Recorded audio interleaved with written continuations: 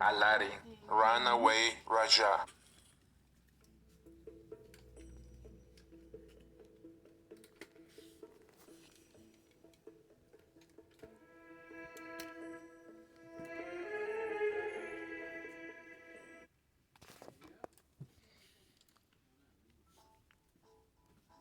Everywhere Aladdin, Jasmine, Rajah, and Abu turned, something spectacular caught their eye. It was the biggest parade of the year. "Look, Aladdin, a snake charmer," Jasmine cried. "And over there," Aladdin pointed, "a fire eater." A group of peacocks strutted by. Next came elephants draped in silk and strings of pearls. But Jasmine couldn't take her eyes off the group of tigers. They were magnificent. A young girl was leading the tigers. The girl tossed a melon.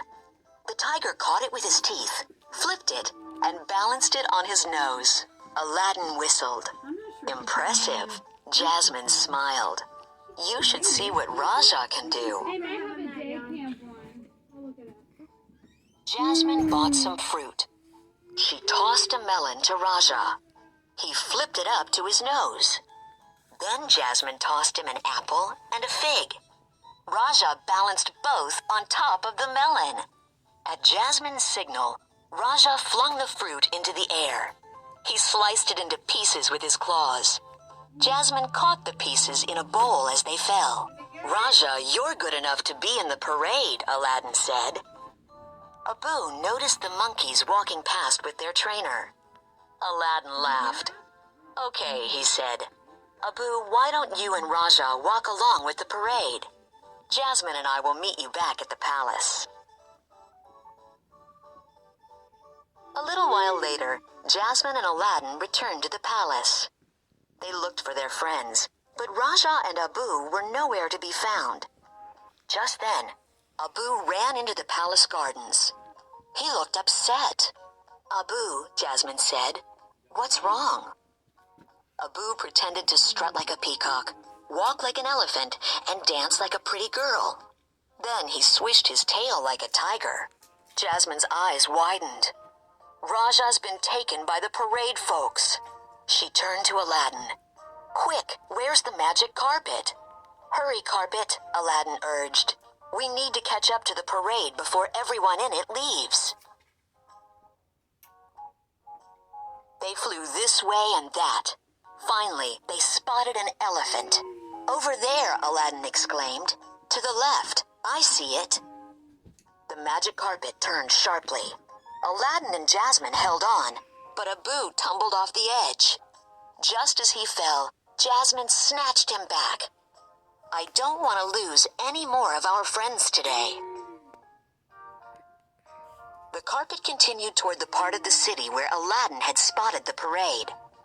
"Watch out," Aladdin cried as they dropped between the buildings. The magic carpet tried to stop, but it crashed into a bunch of clotheslines. Aladdin, Jasmine, and Abu tumbled safely onto a rooftop. But Carpet was all tangled up. "We need to keep moving," Jasmine said. "Abu, you stay here and help Carpet. Aladdin, we have to get to the parade." Jasmine couldn't see the parade anymore, but she could still hear it. "I think it's over there," she said, pointing. She grabbed a long pole and vaulted from one rooftop to the next. Aladdin quickly followed. Finally, they reached the building just before the end of the parade. 3 stories below, Jasmine saw the peacocks, the elephants, and yes, the tigers. Jasmine gasped. "We have to stop them." Aladdin nodded. "But we're so high up.